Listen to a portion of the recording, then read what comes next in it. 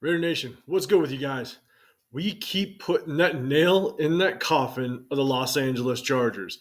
I mean, I understand the battles go back and forth, but we put the nail in the coffin when it matters. Whether it was 2 years ago when we kicked them out of the playoffs, the classic Derek Carr timeout, Daniel Carlson comes up, kicks that field goal, we boot them out the playoffs, and then last night we beat them up so bad that we put the nail in the coffin to the Brandon Staley era with the Los Angeles Chargers. We keep setting them back. Now I understand the battles go back and forth with us, but we win when it counts. And that's what I love, and we ain't sorry about it. So I want to talk about the amazing Thursday night win. Talk about some of the just the positives, because really there was nothing but positives when you beat up a team 63-21. But I want to talk about some of the positives, some of the things that I took away. Not even not just because of the performance, not just because of the scoreboard, but some of the things that I saw that shows me that we are moving at least in the right direction. No matter really what happens at the end of this season, I think there's a couple things that I saw that I think really show what Antonio Pierce has really done for this team in the rough situation that he was put in. And so, first, 63 points. 63 points is a franchise record.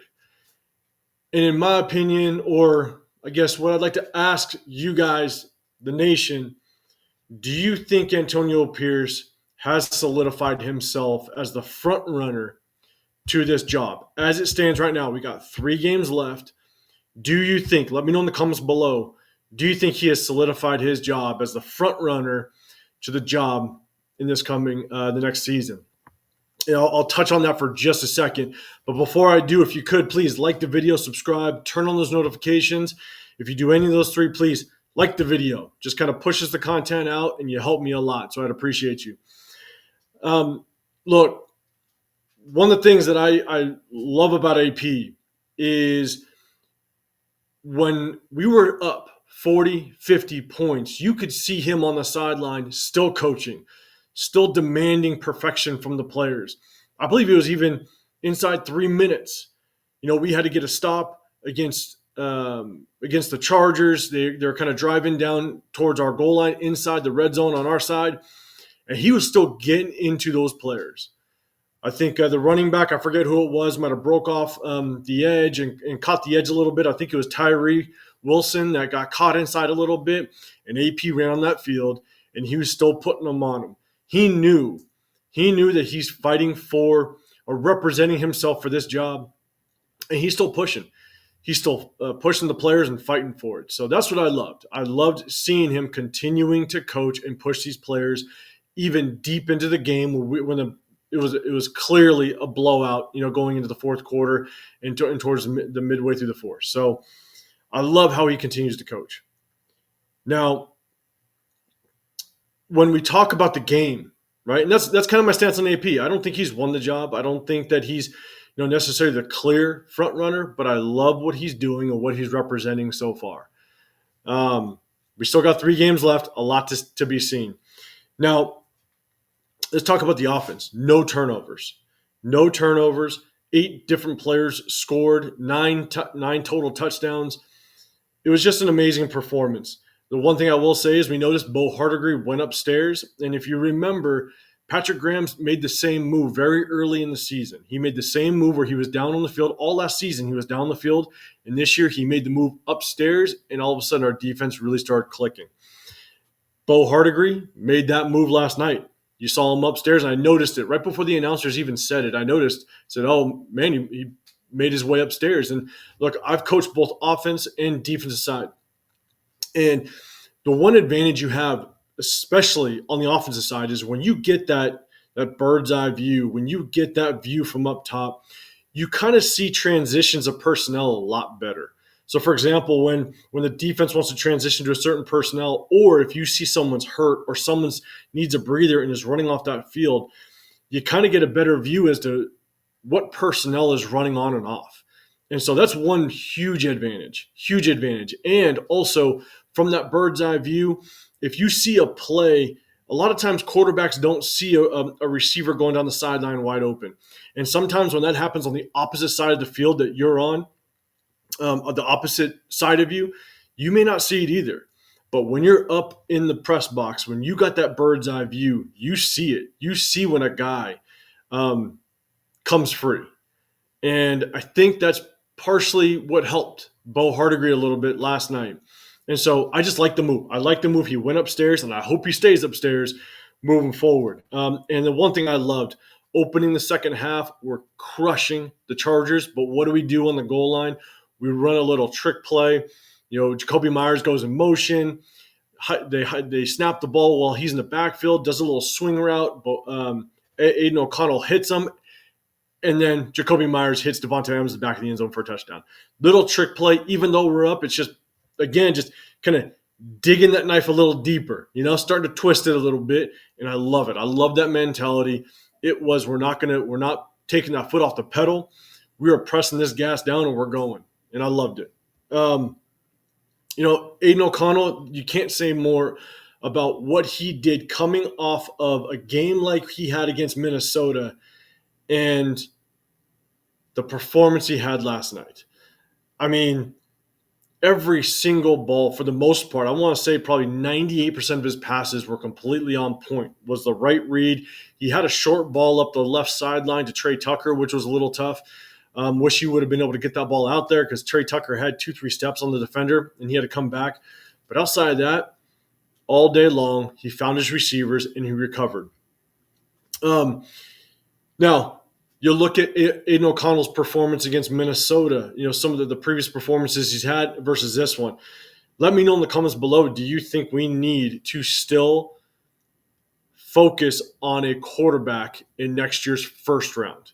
Let me know in the comments below. Do we still need to get a quarterback in the first round based on what we saw at Aiden O'Connell? In my opinion, I think we have to keep our options open, right? We got 3 games left. Let's see. Let's see what happens. Let's see how he progresses. But one thing I will say is this was the first test, the first opportunity we were able to see Aiden O'Connell go up against a second team. Because remember, in the beginning of the season, he started against the Chargers. Now, different, the offensive coordinator, kind of a different situation. He was kind of thrusted into it.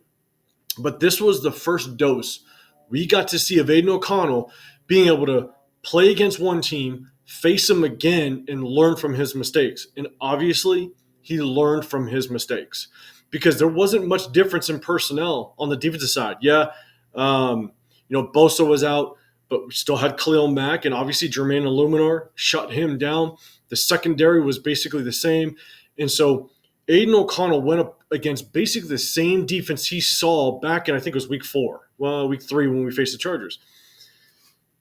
To me, that shows that he's learning. That shows that he is putting the work in to understand his mistakes and correct them. And he's understanding this level of football. He's understanding understanding what our adjustments need to be, what the Chargers adjustments may have been, and he was able to work himself through that. So that was my biggest key that I want to look out for. How is Aiden O'Connell going to be able to perform against a team that he's playing for the second time? And he obviously exceeded our expectations. I mean, his play was amazing, and I'm just going to leave it at that. But I will still leave that question open. Do you think we need to still focus on a quarterback in the first round? So let me know in the comments below. Let's switch over to the defensive side real quick. Defensive side, I think. Let me go back one more. You got to give credit to the offensive line. No Andre James, no Colton Miller. You had Meredith come in at the guard spot. Parham moved down to center. You got Mumford and Illuminor holding down the tackle positions. For them to be able to keep basically Aiden O'Connell clean and upright the majority of the game was amazing. And Zamir White got involved, running as well as Bolden and Amir Abdullah. I mean, there was nothing we could have – there was nothing that the Chargers could have done last night that was going to stop us. And that starts with the offensive line. And so you got to give all the credit to the offensive line. on the way that they performed with all the different adjustments that we had to make. So big credit to the offensive line Thursday night. And so let's talk about defense, right? I think, one of the things that I've been really focused on through these last few games when, with AP and stuff like that, is players are now fighting for positions, right? You don't know what's going to happen next year. So players are fighting for positions, and you're seeing this defense fight. This defense is scratching, crawling, doing everything they possibly can to perform every single game. And you got guys like Amik Roberts. You got guys like Malcolm Kuntz, Jack Jones. Jack Jones comes as a free agent, and you can tell he has a renewed motivation to just ball and show that he can play on this level. That interception he had last night was one of the best INTs I think I've ever seen. I mean, it was just amazing. And I've watched a crap ton of football. That was one of the best interceptions I've ever seen, and he took it for a pick six, right? John Jenkins picking up that fumble. I mean, you can't say more about this defensive unit and how they're performing and how they are pushing themselves to another level to make sure we have at least an advantage on one side of the football every single game. Coming off of, basically shutting out Minnesota for 95% of the game. Any defense could just lay down because the offense wasn't moving the ball. Any defense can lay down. Any defense can give up, and they fought. They truly did. And you follow that up with this performance this week, I mean, it was absolutely amazing. And so give the defense all the credit. Malcolm Kuntz, he is becoming the guy to be opposite of Max Crosby. 2 sacks, forced fumble. There's a strip sack. John Jenkins picks it up and goes for 6. I mean, the amount of pressures that he was having last night. And so this kind of brings me to my next point. And one of the things that I like seeing, we saw it last week and we saw it again this week, is Patrick Graham is starting to move Tyree Wilson around. Tyree Wilson coming off that edge, he is still very one-dimensional. Now, I saw him make one little move against Minnesota last week, which was a subtle move, but he bull rushes so much and tries to overpower. When you make that subtle move, it throws the offensive tackle, guard, whoever he's going against, it throws them off a little bit. And he is so big and so powerful that O-linemen cannot get their feet, their hips through to recover. And so, moving Tyree Wilson around, I think, has been a great move. And there was multiple times where you saw Max Crosby off that edge, Malcolm Kuntz off that edge, and Tyree Wilson just wreaking havoc up the middle. And you got to remember, Tyree Wilson's he's still a big guy, 6'7", 275 pounds. So when he lines up in the interior, typically your guards are smaller than your tackles. And so he has another advantage size-wise and athletic-wise. Again, your guards typically are less athletic than your tackles, your offensive tackles. So he's now going against guys that are not as athletic as the offensive tackles. And so that's another advantage that he has. And so I think Patrick Graham is really starting to work on something. I think a rotation on the inside with Tyree Wilson, in the offseason, what I'd love to see Max Crosby and Kuntz on the outside, Tyree Wilson and a mix on the inside, and shoot, maybe you put 15, 20 pounds on Tyree Wilson. You put 15, 20 pounds on Tyree Wilson, he will wreak havoc on the interior of that D-line. And you move him around a bit, those are 2 guys that you're going to have to figure out where's Max Crosby, and now you got to figure out where's Tyree Wilson. That's one of those things that and I've been saying this since the beginning of the season, is the best part about defense in the interior is your offensive line is stationary. Your left tackle will always be your left tackle. Your right tackle will always be your right tackle. You don't switch your linemen around unless you have an injury. You just don't do it. Your offensive linemen's personnel, your depth chart stays where it is. Defense, guess what? You get to move around. You look at what the Browns are doing with Garrett, with Myles Garrett. You look at what the Cowboys are doing with Micah Parsons, right? They're not always in one spot. They're coming from all different angles. They're lining up in different positions. If you can start doing that with Max Crosby, with Tyree Wilson, with Malcolm Kuntz, that is going to wreak havoc on some offenses. So that's what I would love to see Patrick Graham continue to do for the rest of the season. And some way, somehow, depending on how this whole head coaching situation works out, I hope Patrick Graham is one that actually sits and stays, because he has proven that he is doing work on that defensive side. Now, look, one thing I will kind of end with, there's a couple things that I'll end with. One, let's take a look at the overall picture of last night in the Chargers game, right? That Chargers team is a team that, one, they were banged up. No Herbert, no Keenan Allen. They're banged up on the offensive side. No excuse. You see backup quarterbacks coming all the time, and coming in ball. Look at what happened to us against against Chicago Bears, right? So they're a little banged up. But I think what we saw was a team that has given up on the head coach. And I think that was the biggest difference between Thursday night. Was you had a team with the Chargers that has fully 100% given up on that head coach. You saw, like, Derwin James, the safety, earlier in the week have a press conference and not really defend his head coach, up at the podium. I truly think the biggest difference of last night was not necessarily that we were so much better on paper. It was that we had a team that's going to fight for their head coach, whereas the Chargers gave up on their head coach.